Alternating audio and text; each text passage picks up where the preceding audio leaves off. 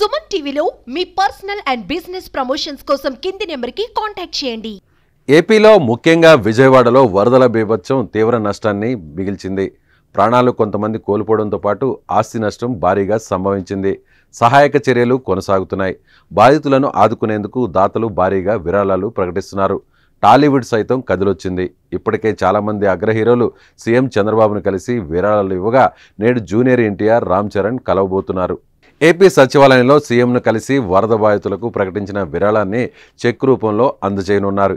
ఇద్దరు హీరోలు ఏపీకి చెరో 50 లక్షలు విరాళంగా ప్రకటించారు. అలాగే తెలంగాణకు వరద సాయంగా 50 లక్షలను ప్రకటించిన విషయం తెలిసిందే.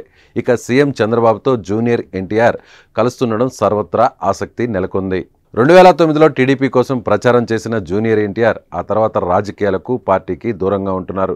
తర్వాత జరిగిన పరిణామాలు టీడీపీ, ఎన్టీఆర్ మధ్య గ్యాప్ని మరింత పెద్దదిగా చేసి చూపాయి. 2024 అసెంబ్లీ ఎన్నికలకు ముందు చంద్రబాబు, లోకేష్ సభల్లో జూనియర్ ఎన్టీఆర్ ఫ్లెక్సీలు కనిపించడం, నినాదాలతో ఫ్యాన్స్ రచ్చ చేయడం అప్పట్లో పెద్ద దుమారాన్నే రేపాయి. అలాగే ఏపీ అసెంబ్లీలో వైసీపీ నేతలు తన సతీమణి భువనేశ్వర్పై చేసిన కామెంట్స్ చెలరేగిన వివాదంపై జూనియర్ ఎన్టీఆర్ ఆలస్యంగా స్పందించడంతో పాటు భువనేశ్వరి, కొడాలి నాని, వంశీల పేర్లతో పాటుగా పార్టీల పేర్లు ప్రస్తావనకు తీసుకురాకుండా విడుదల చేసిన ప్రకటన టీడీపీ నేతలను ఆగ్రహానికి గురిచేసింది.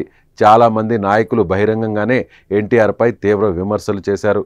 అప్పట్లో వర్లరామయ్య, బుద్దా వెంకన్న లాంటి వారు నేరుగా జూనియర్ను టార్గెట్ చేస్తూ కీలక వ్యాఖ్యలు చేశారు. ఇలాంటి పరిస్థితుల నేపథ్యంలో చంద్రబాబును నేరుగా జూనియర్ ఎన్టీఆర్ కలుస్తుండడం చర్చనీయాంశంగా మారింది.